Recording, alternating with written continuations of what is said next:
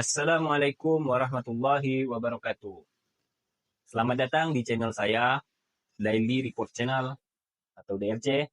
Jadi hari ini saya kedatangan kamera atau action cam B Pro 5 Alpha Edition Lite. Jadi mari kita buka sama-sama.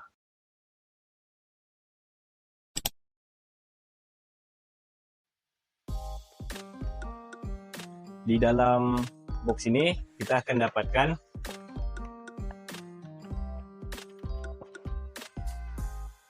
pertama kamera dan cover untuk anti air, kemudian tali pengikat, kemudian kita dapatkan mounting untuk digunakan di motor atau di sepeda, kemudian ya dudukan mounting, cover kamera, kemudian ya perlengkapan untuk tripod ini juga, dan ini juga dapat kabel charger. Kemudian kita buka di bagian kamera ya teman-teman.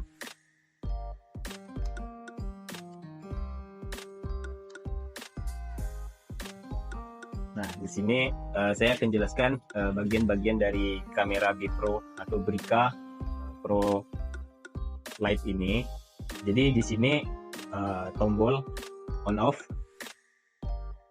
kemudian lensa kamera, kemudian di sini tombol shutter di bagian atas sisi kanan, kemudian ada lampu indikator WiFi, kemudian di sini ada slot baterai, kemudian juga di sini ada slot untuk memori dan untuk USB.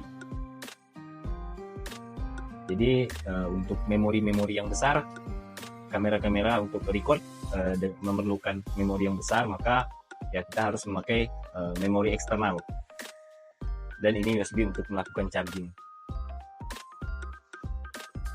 Kemudian di sini di sisi kiri ada tombol untuk pengaturan WiFi dan lain-lain. Mungkin ya simple ya teman-teman. Oke. Kemudian untuk cover ini bisa kita gunakan saat kita merecord aktivitas kita di kolam renang atau di sungai atau di pantai yang mungkin memerlukan aktivitas di dalam air ataupun di. Sekarang kita akan coba nyalakan.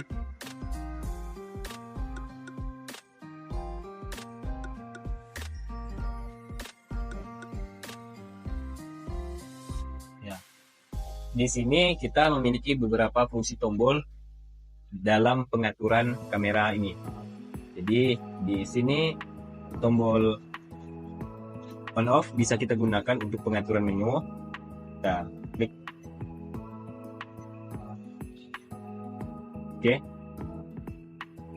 Kemudian tombol di sisi kiri ini kita gunakan untuk up ataupun down. Sekarang kita pilih resolusi. Untuk memilihnya kita pencet di bagian shutter ya, tombol shutter. Kita coba. Ya, di sini untuk kualitas gambar yang dihasilkan itu Full HD ya maksimal. Jadi di sini belum support untuk 4K. Jadi maksimal yang dihasilkan adalah gambar yang dihasilkan adalah 1080 Full HD. Kemudian back.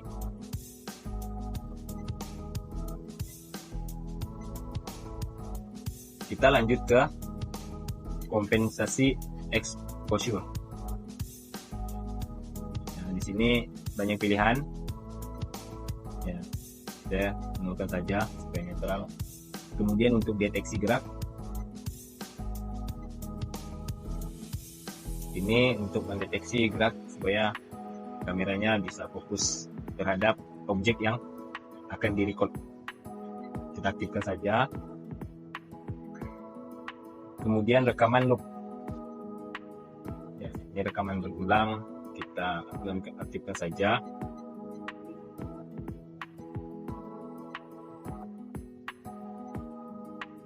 Rekaman interval, kemudian MIDI-R, audio video. Ini sudah kita buka, audio video, label tanggal. Nah, teman-teman bisa memilih dari label tanggal ini, teman-teman akan melampirkan stem tanggal pada kamera teman-teman. Silakan. Tapi kalau saya mendingan nggak usah, karena ya mendingan nggak usah karena itu ya tampilannya menjadi, kalau bagi saya sih agak jelek. Kemudian resolusi foto. Di sini untuk resolusi fotonya hingga 16 megapiksel ya. 4608 terus 3456. Sudah lumayan. Oke. Kualitas gambar. Ini kualitas high quality, standar, dan ekonomi. Ekonomi ini low ya, low quality. Jadi saya pilih kualitas bagus. Kemudian mode pengambilan gambar, tembakan tunggal ini untuk shooter foto. Kemudian ketajaman, saya pilih yang smooth. Di sini ada yang standar, kemudian ada yang strong. Oke, baik.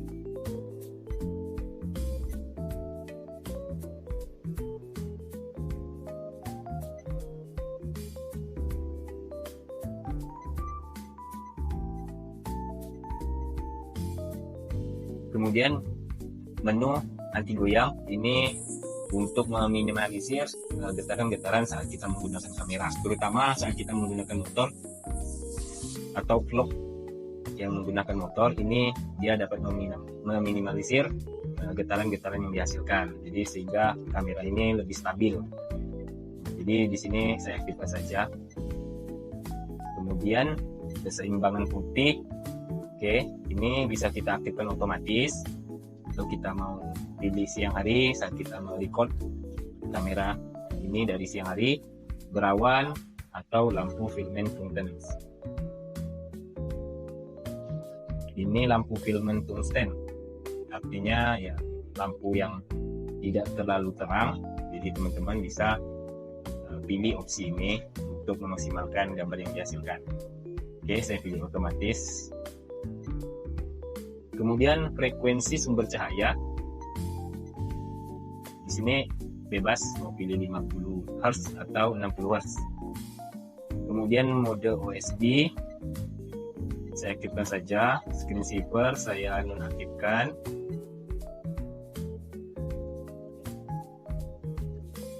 Kemudian shutdown otomatis juga bisa. Kita pilih, saya nonaktifkan saja. Kemudian untuk putaran saya juga tidak aktifkan. Ini putaran ini jika kamera kita dalam kondisi berputar, maka dia otomatis akan mengikuti capturean yang dihasilkan oleh kamera. Dia juga akan mengikuti putaran tersebut. Kemudian pengaturan bahasa Indonesia, suara kunci juga bisa. Ya, kalau kita nonaktifkan suara kunci, ya sudah tidak ada suaranya teman-teman. Mode mobil, mode tanggal dan waktu, silakan pilih. Oke.